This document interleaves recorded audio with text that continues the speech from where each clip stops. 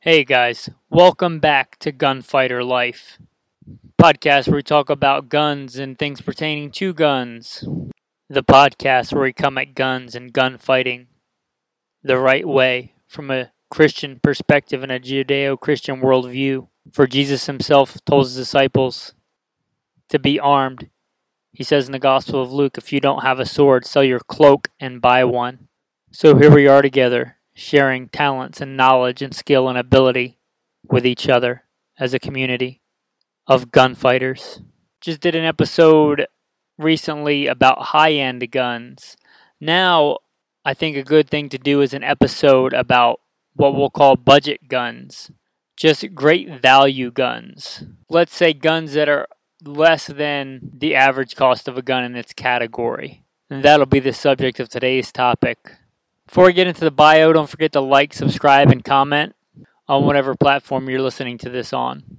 If you don't want to listen to the bio, you can skip ahead to about 3.5 minutes in. So who's this guy talking? Who am I? A question we ought to ask ourselves. Who I am? First and foremost, I am a Christian. I make no apologies for that. I grew up in the southeastern United States, what most would consider poor. Grew up hunting and fishing and shooting at a very early age. I joined the Marine Corps at 17. I did combat tours, plural, in Iraq.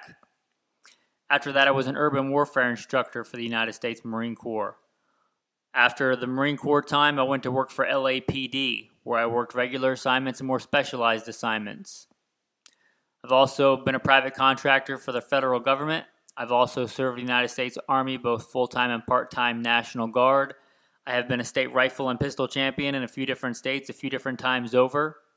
I started shooting competitions even before I joined the Marine Corps at 17.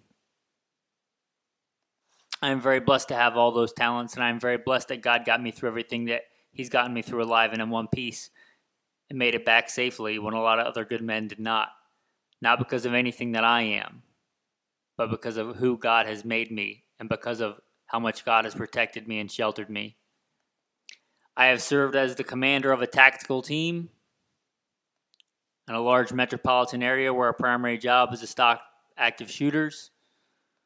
I've hunted and fished all over this beautiful country, everything from whitetail on the East Coast and mule deer on the West Coast, and elk and bear and wolf and exotics, and buffalo. I've been a professional hunter and guide, professional firearms instructor, FBI certified, NRA certified, other 3-letter government agency certified, professional firearms instructor for a lot of years. And as I mentioned first, the most alpha thing about me is I am a follower of Jesus Christ, the ultimate alpha male. With that being said, we'll get into today's topic. All right, guys, rolling into today's topic, we're going to talk about budget guns. We're going to start off with handguns. And let me be clear, I don't think if you don't own any guns, I don't think that the first gun you should go out and get is a handgun. They are inherently harder to shoot, harder to master, and less effective in the vast majority of cases than a long arm. But I've been a professional firearms instructor long enough to know that many times, the first gun people go out and get is a handgun. Perhaps for psychological reasons, they think a smaller thing is less intimidating or easier to use. In fact, the opposite is the case. But since I know a lot of people will go out and want a handgun for their first gun, I'm going to cover that first. As we talked about in the intro, when I say budget handguns, I mean something that costs less than the average. And we'll consider the average like your standard Glock 19, 17, or Smith & Wesson M&P. That costs, I guess, right now in the neighborhood of $600 or $700. We'll look at what we'd call budget handguns. And the first thing we'll say is if the new Glock or Smith & Wesson M&P is a standard, look for a used one. The vast majority of people that buy handguns either don't shoot them at all or shoot them very, very little. I'm talking less than a couple of hundred rounds, which in the lifespan of a handgun is practically new. Especially with Glocks, police trade-ins are a thing, and most police officers are not gunfighters. That's just a reality. The vast majority of police work, I speak as a former police officer, for a patrol cop has nothing to do with a firearm, and many cops only qualify with their firearms, which is not a lot of rounds. So a police trade-in or just a used Glock can be a great way to get a budget handgun. A little pro tip: if you are looking at a used Glock and they let you disassemble it and you look at it, if you still see like a copper colored grease or lubrication in that gun, that's the factory lubrication. And it's not unheard of to find a used gun, used in quotes, with that factory lubrication in there, which means for all intents and purposes for you, it's pretty much new. Also, another thing, if you look at that barrel, especially a Glock barrel, after hard use, it'll get what's called the Glock smile. It kind of looks like a smile on the barrel. If you just see that or just barely notice that, it's still fairly new. If you take the barrel out and like a third of it is silver, then that gun has probably been road hard and put away wet. You may want to skip over that one. But even guns like that, you get them at a really good deal. You can just replace the barrel and replace the extractor and the firing pin and the firing pin spring and the main spring. Contrary to popular opinion, Glocks do need maintenance. Glocks do break. I have seen it more than once. Glocker recommends, depending on the generation, that the recoil spring be changed after a certain number of rounds. From what I've heard, you're supposed to recommend the Glock recoil springs between 3,000 and 5,000 rounds, which to a new shooter may sound like a lot, but realize that in a training class, we may shoot a couple of thousand rounds in one training class. So you get a used Glock. If you don't think it's like new, like we talked about before, just replace the part. It's super cheap. Replace the extractor. Keep the old ones as spares. With a Smith & Wesson M&P, generally don't have extractor issues like you may with a Glock or trigger spring issues. I've never heard of any, but you do still wear out recoil springs, and those are easy and cheap enough to get. The good thing about getting a used gun like a Glock or an M&P is the warranty. If you do buy it and you do have an issue with it, you can always send it back. I've never had them refuse to fix a gun, and I break several guns. Generally, I'll break a couple of guns a year. I don't know how many times I've sent a gun back to Smith & Wesson and had them fix it and send it back to me. They generally will even pay for shipping. And I've even had Glock just send me a new part when theirs was defective. So there you go for budget handguns. If you want like the best value, look for a used gun if you know what you're looking for. Like I said, a lot of handguns are bought and not used very much. At least not much compared to their lifespan. So if you've got a gun that has 1% of the rounds that it can fire that have gone through it and you get it for 2/3 the cost, that's a pretty good value. Next, if you want to go the revolver route, the Smith & Wesson J-frames, the same thing. They've been around a long time. There's so many different models and so many different iterations of those. They're a great gun and they are very good quality. The Smith & Wesson J-frames, if you want like a personal protection revolver, like I said, it would not be my first recommendation for your first gun. But I know a lot of people get those, especially women, as their first gun. But it's really more of a master's gun or an expert's gun. But they are a good value. If you're looking for one, you can generally find them for a couple of $100 because they've been made for so long and there's so many. And especially with those, they recoil quite a bit. So most people don't shoot them a ton.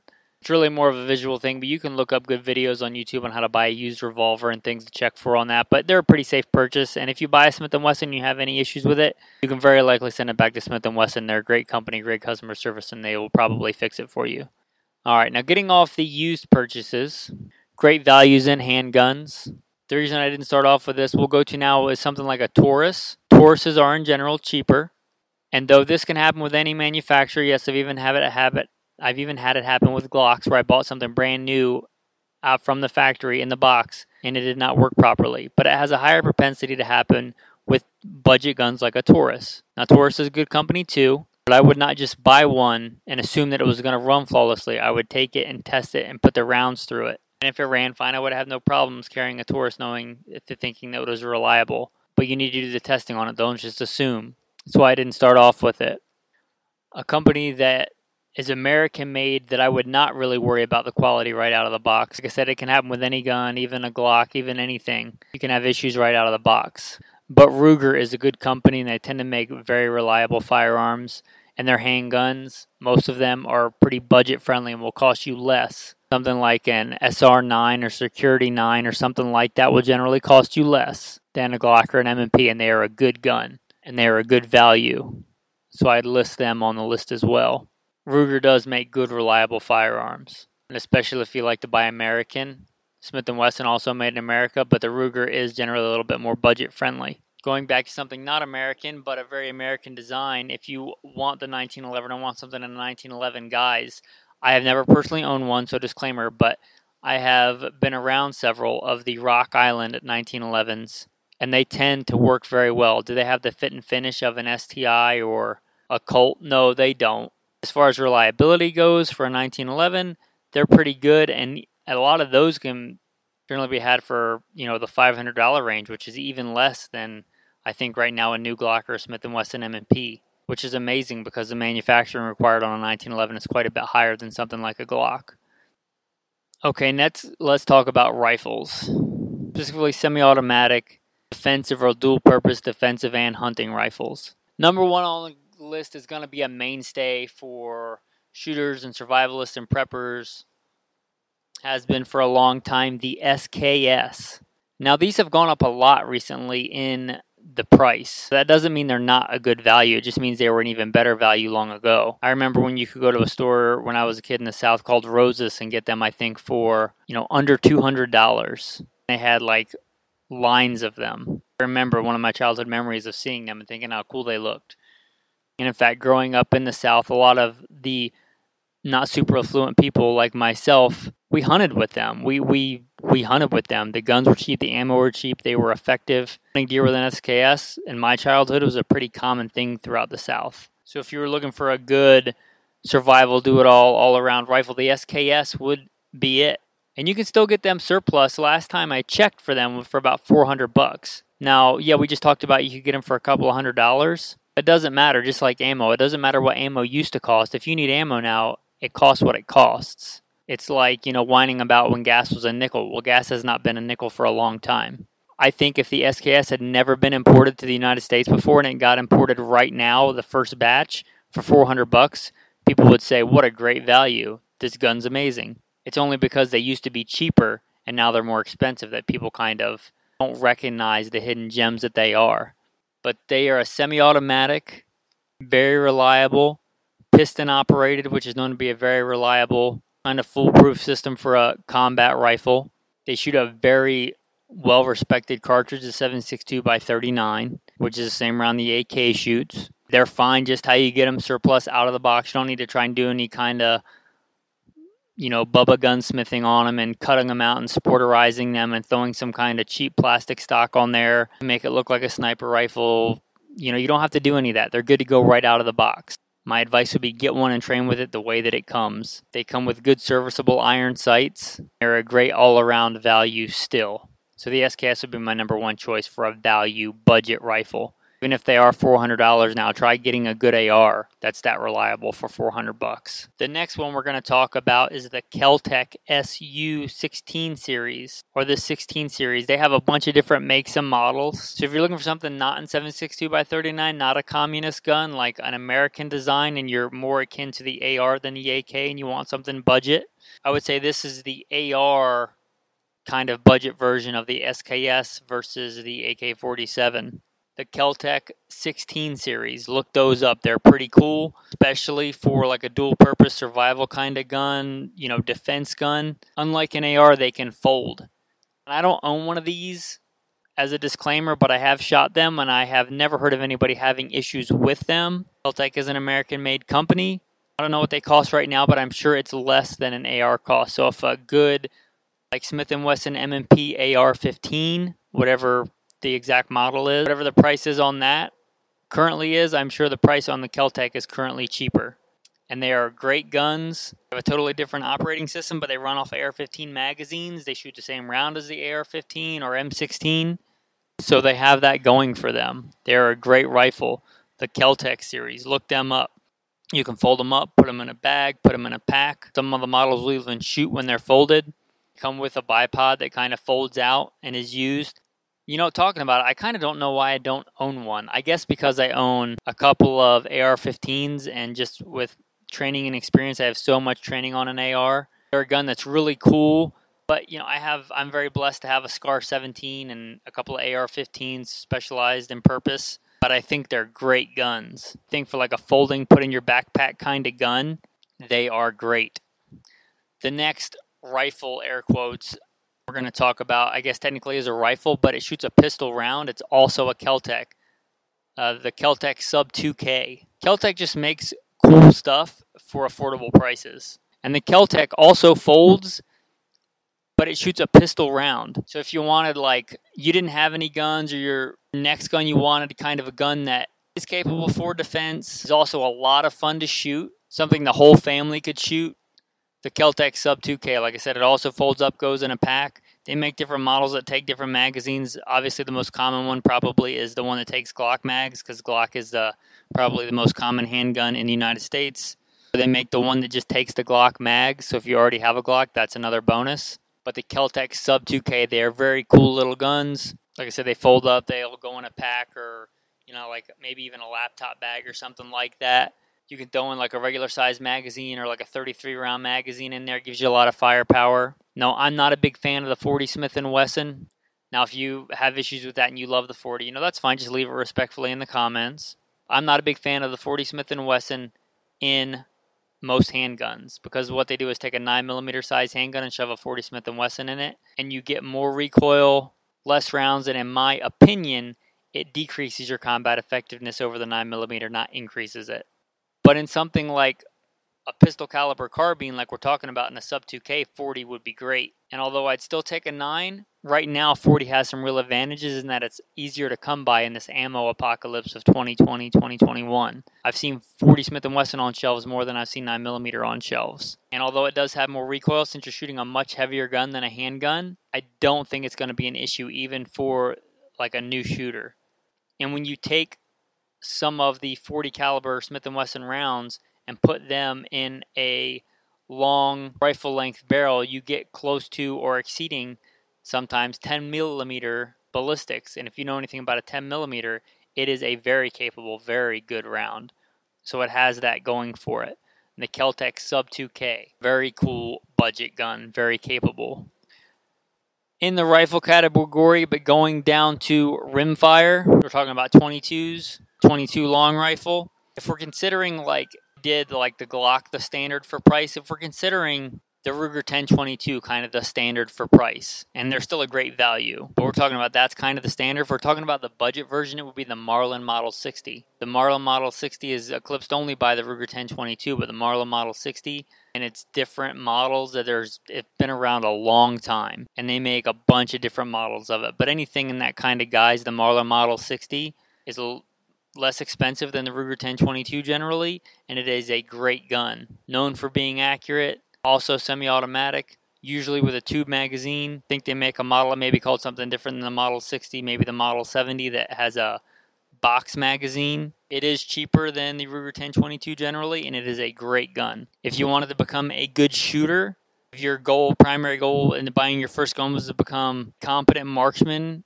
progressing to an expert shooter, this would be my number one choice for a budget gun, the Marlin Model 60. All the fundamentals you need for marksmanship with a full-size centerfire rifle, you could get affordably with this gun, the Marlin Model 60. It has been killing squirrels and rabbits and who knows what else for a lot of years.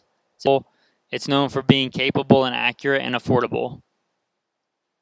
Alright guys, next we're going to talk about what I do think should be your first gun if you don't own a gun, and that is the shotgun. The shotgun is the most versatile, most effective, close-range weapon that a person can own.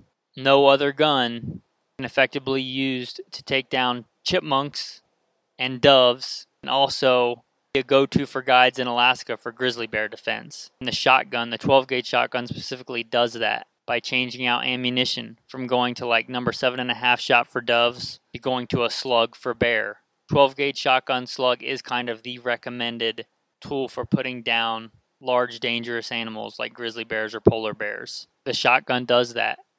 The shotgun generally is the least expensive thing we're going to talk about here and the most versatile and effective. That's why I recommend it as the number one thing. If you don't listen to the Alpha Male podcast, a little plug, that has kind of become the number one podcast that we do here. But the last episode, if you don't normally listen to that podcast, was on basically being able to provide and protect. You might want to go jump over and listen to that episode.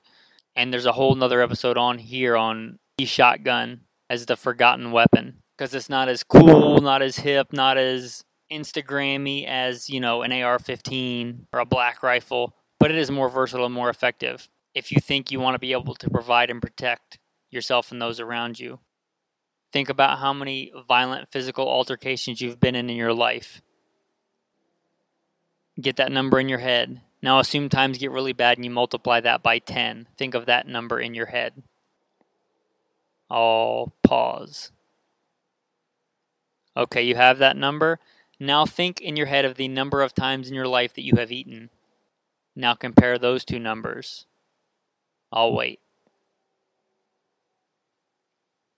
Now I don't come up with that. I don't take credit for that. I got that from a very old episode of the Survival Podcast by Jack Spirko, which is also a great podcast, so a little plug for that. But that always stuck with me. And the shotgun is very capable for defense. But if you're trying to put meat on the table, in fact, when I would go in like the Sawtooth Wilderness, and I had other stuff, but I say kind of tongue-in-cheek, I would go with a Bible and a shotgun. But to be able to provide food, the shotgun is a great tool because just by changing out ammunition, you can hunt, doves or grouse very effectively. And you can defend yourself from bear, and you can take deer. It's called buckshot for a reason. And although I don't agree with it, there are some places in the United States where you can only hunt deer with a shotgun-only areas. And the fact that year after year, plenty of hunters take deer with a shotgun shows that it's a very capable weapon for doing that. So it is the most versatile gun. So let's get into the budget-minded one. Last time I checked, even at a big box, even now in this gun ammo apocalypse, at a big box store like Walmart or Big Five or wherever the big box store that sells guns is in your area, you could get a good single-shot shotgun for right around $100, maybe a little less, maybe a little more, but let's call it $100. That is a phenomenal deal for what you can do with that gun. It's simple, it's effective, it has probably the lowest training curve return of investment for time spent on the platform and effectiveness you get from it.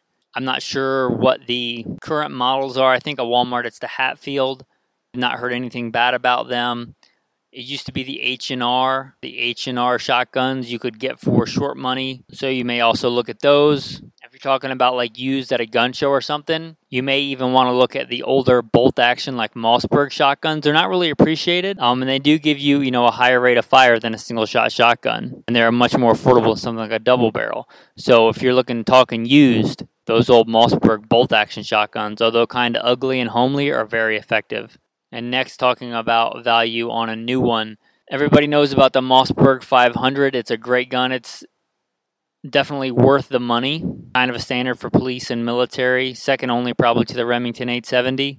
But they make a model called the Maverick 88, which is basically the same thing with an aluminum receiver. A little bit cheaper manufactured, but the Maverick 88, I believe, can be had for under $200, maybe $250 because prices have spiked in inflation. But for $250 brand new, a pump action shotgun, which if you practice can give you quite an effective rate of fire. And all that different ammunition and all that capability we talked about. Great home defense gun, far more lethal than any handgun, barring something crazy. Definitely easier and more intuitive to fire than a handgun. There are some outliers. You could point to situations where you need one hand or something like that. But in general, a better home defense tool and certainly a better hunting tool. And far more affordable. And in the ammo apocalypse we're in right now, if you're going to find any ammo available, generally it's shotgun ammo. And there are ways to take, if you can only find a certain kind of shotgun ammo, even at home. I'm not saying this is legal. I'm not telling you to do it, but I'm saying, I don't know why it would be illegal actually, because it's totally fine to reload. You can take one shot size and make another out of it. Lead has a pretty low melting temperature. You can customize, making like a cut shell or a wax slug. You can look those up and figure out how to do those. Plenty of videos and stuff on YouTube on those. And talking about versatile, of all the things we talked about today, this gives you a less lethal option. You can get, beanbag rounds and rubber buckshot. So, you should never ever take a life unless it's warranted by the laws of God. You should never want to do that. And the shotgun can give you a less lethal option. And that's talking about versatility. That's a great thing. All right, guys, I hope you have gotten some ideas on budget guns. A gun does not have to cost a lot of money to be an effective tool. Whatever you get, practice with it, train with it, dry fire with it. Maybe you are, This is gunfighter life. Maybe you are totally into guns. Maybe you have a lot of really nice high-end guns. Maybe you're blessed with that like I'm very blessed to have. If my life or the life of those around me depends on it, and I'm blessed with the resources to be able to get it, I generally will get the best because somebody else's life is worth it to me. I value human life. But let's say you're just getting into it, and that's what you can get. That's great. I applaud you for that. Or let's say you want to have a gun to give somebody, like you want a single-shot shotgun as to give somebody if you have a woman that's, being harassed or has a restraining order against them or something, and it's legal in the jurisdiction that you're in. There's no ridiculous law about being able to give somebody a gun. Then you can give them that and very quickly show them how to use it. You just greatly increase their chances of survival. Maybe you have a really nice gun, and I have friends that are like this, that, have their really nice guns locked up in a safe. I'm not really sure what good that's going to do them if they really need it. But if you're that kind of person, then get a cheaper, more budget gun. Get that single-shot shotgun and put it in your car. If somebody steals it, it's $100. Even with ammo, you're talking $150. Probably repairing the window or the door might cost you more than that. If you knew where a gunfight was going to take place, you'd hopefully try and prevent it in the first place. So you don't know where it's going to take place. The gun that's with you is far better than this way better gun that is not with you. Having a gun like that in your trunk, in your truck, wherever. Having, a Maverick 88, or even a Marlin Model 6022 is far better than having no gun. Having a beat-up used Taurus that you've shot and know is reliable as a backup in a bag somewhere in your vehicle just in case is far better than a super nice slicked up gun that's not with you. Even if you have some nicer guns, there are places for budget guns. Oh, and I almost forgot a really important one. I didn't put it in my notes. I've talked about it before, but the Heritage Rough Riders. They're a 22 single action revolver. Kind of look like the old cowboy guns, but they're in 22. They can generally be had for under $200. Talk about a great value, like we talked about with the Marlin Model 60. If you want to learn to be a good marksman on the handgun side, want something budget friendly, I used mine for a long time, especially to train new shooters and youth shooters. I gave it to a friend of mine, but I have had one and used it quite a bit. I bought it used. I don't know how much I shot it, but I was a professional firearms instructor, so quite a bit. Mine did break. It was a very small part, some kind of leaf spring, I think, that had to be changed. I ordered it, put it in, shot it until I gave it away, never had another problem with it. So the Heritage Rough Rider, Ruger also makes one. I'm not sure what it's called, but it's very similar. It's like $200 still. You talk about a great value. Those are a great value. All right, guys, with that, we'll wrap up today's episode of Gunfighter Life. Stay safe. Remember, it doesn't matter if you win 100 gunfights. If you die and go to hell, don't forget about what's really important. Not the things that are seen, but the things that are unseen. God and your relationship with Him. Thanks, guys, and have a blessed day. Don't forget to like, subscribe, comment. If you like this podcast, you might like a few others. We do the Alpha Male podcast that we talked about. And if you care about the important stuff, Simple Man Sermons. Those titles are pretty self-explanatory. You can check all that out at goodshepherdtraining.com or just look them up on whatever platform you're listening to. Whatever platform this is on, those podcasts will probably also be on there. The Alpha Male podcast and Simple Man Sermons. Again, all that is under the umbrella goodshepherdtraining.com. You can also look up Good Shepherd Training on Instagram if you want more visual stuff. Good Shepherd Training on Facebook. Thanks, guys. Have a blessed day.